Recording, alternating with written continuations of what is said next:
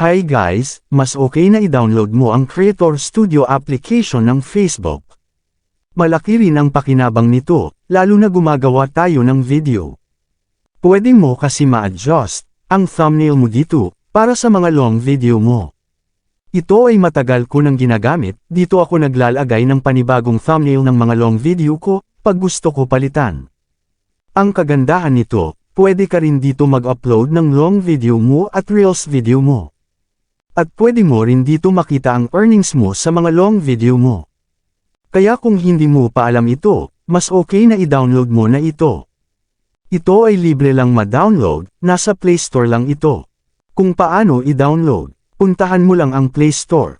I-type mo dito sa search bar ang Facebook Creator Studio, at piliin mo ito. Pag na-download mo na, ang gagawin mo lang dyan ay i-login mo ang account mo dyan, para ma-monitor mo ang activity mo sa Facebook.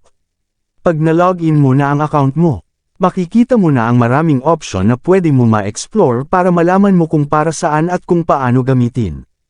Siyempre, kung nagustuhan mo ang video na ito, huwag mong kalimutan mag-follow at i-share mo na rin ang video na ito. Maraming salamat po.